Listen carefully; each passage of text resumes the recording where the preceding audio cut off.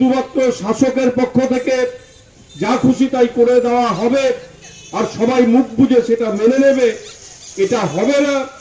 আমরা আমাদের সাধ্যমতো আমাদের প্রতিবাদের যে কাজ সেই কাজ করে যাব। সেই কাজেই আজকে আমরা সামিল হয়েছি, সমবেত হয়েছি। সকলকে ধন্যবাদ।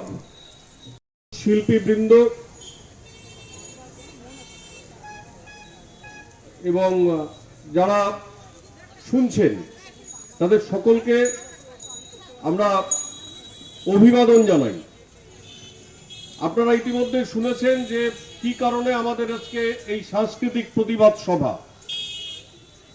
আমাদের রাজ্য সরকার আয়োজিত আন্তর্জাতিক চলচ্চিত্র উৎসব, যা দীর্ঘকাল ধরে হয়ে আসছে কলকাতায়, সেই চলচ্চিত্র উৎসবের সম্প্রতি রবীন্দ্রনাথের এই যে অনন্য সৃষ্টি বাংলার মাটি বাংলার জল, এই গানটিকে সরকারি ব্যবস্থাপনায় তার শব্দ পাল্টে দিয়ে গাওয়া হয়েছে। এই ঘটনা নজিরবিহীন।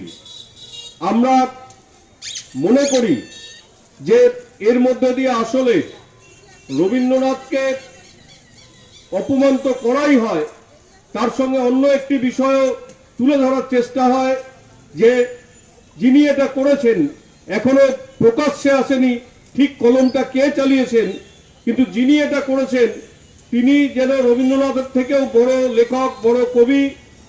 তিনি, আমরা জানি না এক্ষেত্রে মুখ্যমন্ত্রীর অনুপ্রেরণা কাজ করেছে কিনা।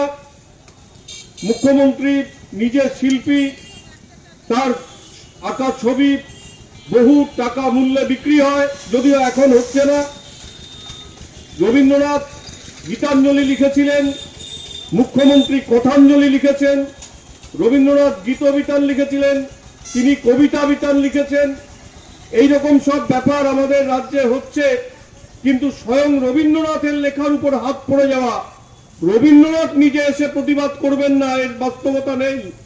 কিন্তু আমরা সাধারণ মানুষ, আমরা সাধারণ সংস্কৃতি কর্মী, আমরা যারা আছি, আমরা রবীন্দ্রনাথের এই প্রতিবাদ, যাকে আমরা মনে করছি যে আমাদের জাতীয় প্রতিবাদ, জাতীয় অপমান, সেই অপমানের বিরুদ্ধে আমরা আমাদের সংক্ষিপ্ত শক্তিতে, আমাদের সীমিত শক্তিতে, সীমাবদ্ধ শক্তিতেও আমরা আজকে এই সাংস্কৃতিক প্রতিবাদ সভা এখানটা আয়োজন করেছি।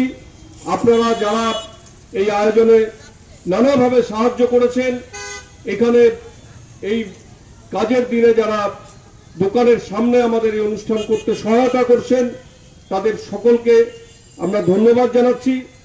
এটা মনে করিয়ে দিচ্ছি যে